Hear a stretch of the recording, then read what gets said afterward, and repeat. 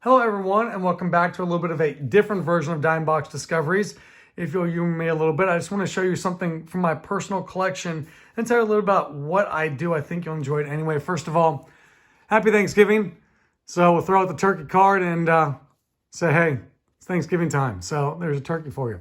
Now, one of my last videos, I showed you the storage Brett. I'd never seen this before, bought it out of for 15 cents out of a box. Little big leaguers, never seen it. Turns out, as someone pointed out, it's from a book. And here is the book. So I found the book that's supposed to come with the 45 bonus trading cards. So I bought the book used online, sight unseen. They didn't have any details. With shipping all in total, it was like $5 or just under $5, which is kind of amazing and crazy. And I thought, well, if I get it and it doesn't have the cards in it because they've been ripped out, at least I can check out some cool stories of the players. See, check it out. And I will read those because I do like finding out where people come from and what their backstory is. That's why these cards intrigue me. So I got the book, I started flipping through it, and then I cut to the back to see if the cards are in there. And guess what? All the cards are in here. 45 cards for basically under $5. There's Bo Jackson as a catcher from back in the day. How cool is that? You can see the pages are starting to come out. So I will be popping these out, and I will be bindering these at some point. So anyway, that was a great find in my mind for $5 to get the book and the cards. Really happy with that. Now, I want to show you this. This is something from my personal collection. Coming up soon is a show this weekend I'll be hitting up. And I like to dive through the penny boxes there. There's usually a guy who brings penny boxes. And I know you think I'm cheap, and I am. And it's crazy to dive through penny boxes. But I want to show what I do with penny boxes. So back in 2017, when I really got into collecting hardcore again, I guess you could say, more so, I found some penny boxes. And I really enjoyed the thrill of the hunt in the penny box. So I started making a Frankenset. Some of you know what a Frankenset is, some of you don't. So a Frankenset is this. The cards are from all different series, but they're the numbers. So the numbers are like, this is card number 1, this is card number 2, card number 3, 4, 5, 6, 7, 8, 9, 10, 11, 12, so on and so forth. You get it. It's a Frankenset. Like Frankenstein, you put together pieces of different cards to make one full set. So this is my Frankenset penny binder that I want to show to you today. These are all cards over the years. It's a gold, Brian Taylor, that I found for a penny a piece that I really enjoyed. I mean, there's tons of them, by the way. I have other boxes of these. These ones I really enjoyed, and I want to show you what, as I'm going to check it out. So Dave Winfield, Kellogg's 3D, Bobby Bo rookie. So the Winfield's got a little bit of writing on the back of it, but it's not too bad for a penny. So these are ones I've pulled for, there's a Johnny Bench, by the way, early 80s. That's the Circle K brand, which is really cool, 1980 actually.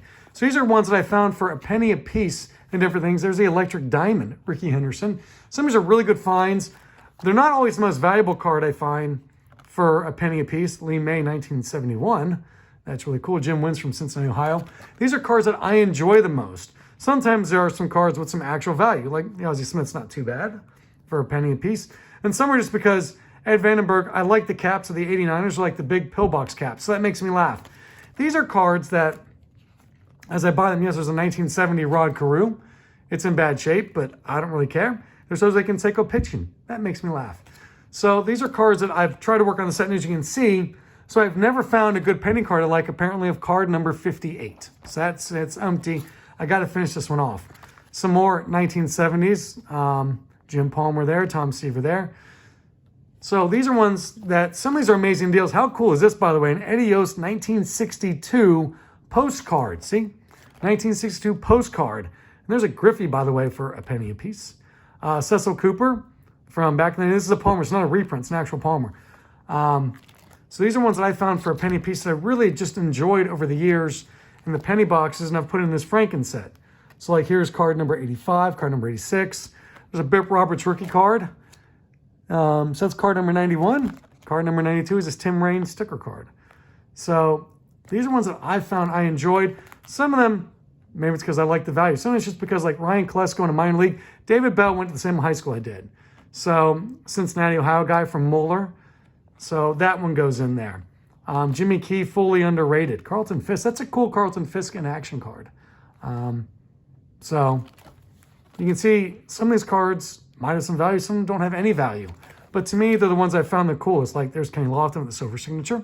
That's really neat. So when you see me digging through the penny boxes, and that video will come up probably after this weekend, after hopefully the guy shows up at the show with his penny boxes. I only get to see him twice a year now.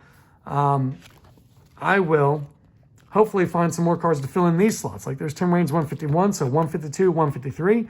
Hopefully when I buy cards, when I come back in that stack, because I don't look when I'm buying them for a penny a piece, that I'll have cards that fill in that spot. But I want to share with you and show you some of the cards that I found most entertaining. There's a 75 Burt Campaneris in kind of bad shape. It's still really cool. Cards, these ones, like I said, all penny a piece. I wanted to prove to myself, and by the way, this is a rediscovered Topps in the gold version, which is really cool. I wanted to prove to myself that there are some really good cards out there for a really good price. 86 Diners, Darryl Strawberry. Buddy Bell also went to Mueller, same as his son David Bell. So there's the Kirby Puckett with the large bat. Andy Van Slyke rookie card.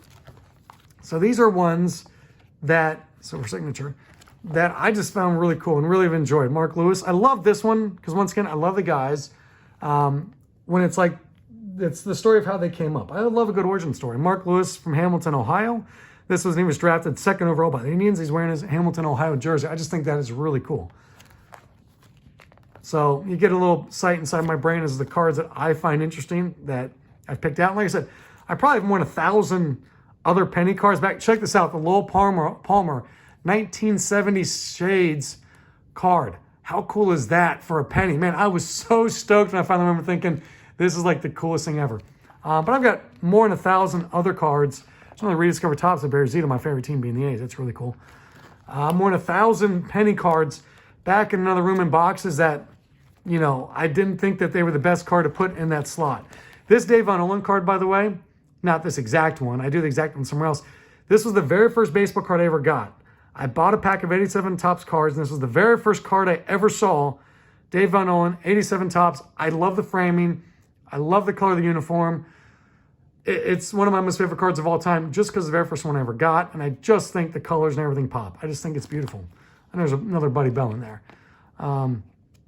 So I think when I break it down and boil it down, for me, it is a hobby. People call it a hobby. I don't know if I've ever sold a card, really. I need to start selling some because I've got too many and I need to. This Lou Brock is horrendous, right? But gosh dang, it's a 70 Lou Brock for a penny. And this Charles Conlon. Oh man, tell me that is not really cool right there. Anyway, I haven't really ever sold a card. So maybe I'm going to need to start something because I'm piling up with cards or trading more. But anyway, not the reverse negative. I just wanted to show you a little bit of what I enjoy and the fun I get out of it. I'm not looking for that $10 card, that $20 card, that $500 special hit. This one, by the way, is like a subset of this one because I couldn't decide if I wanted the Bart Giamatti or one of the Griffey Jr. It's hard not to put Griffey Jr. being from Mole, they're the same as the Bells, in a penny card, but Giamatti, so right now I still haven't decided on that one. But I want you to take a look and see, once again, enjoy the hobby. For me, it really is just kind of a hobby. So that is what I want it to be.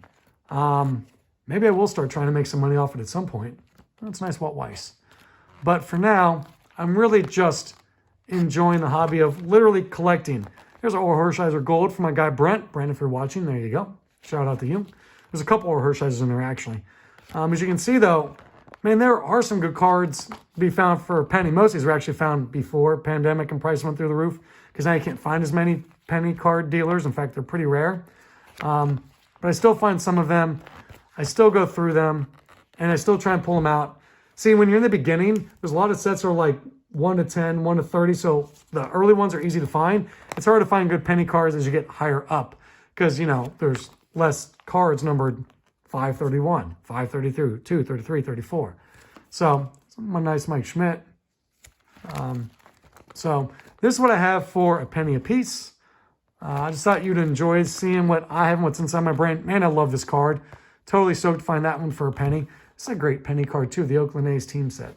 And then, man, there's some nice vintage, so to speak, A's back here. So, once again, Tom Glavine playing some hockey. This is what I've enjoyed. There's Danny Ainge. These are all a penny a piece. This is my Frankenset, my penny card Frankenset I'm working on. It would become my job to finish on up. That is my passion project I've been working on. Obviously, you know, I buy mostly dime cards, nickel cards, some quarter cards. Every now and then I step up and go a little crazy and buy one for $1 if I need it or more. But anyway, I just wanted to share that with you. When you see my video coming up, probably after this weekend, with penny cards, that's part of the reason I buy penny cards. Partly because I just think it's fun, but partly too because I want to complete this Frankenset of penny cards, and it's not easy to do because you can't always find penny cards at a lot of shows anymore because cards have gone up. I mean, I'm glad cards are more popular. There's more availability to get them now because there's more shows and more people at shows. But man, I kind of wish they were cheaper again too, so I could finish off. Anyway, guys, I won't hold you up any longer. Thanks for watching. Thanks for sticking around and, you know, humoring me as I go through all that. Anyway, everyone, enjoy the hobby. Have fun. Let me know what you enjoy collecting that isn't about the value. That's purely about the love of the chase and the love of the game. Anyway, all, have a great night and all, have a happy Thanksgiving. See ya.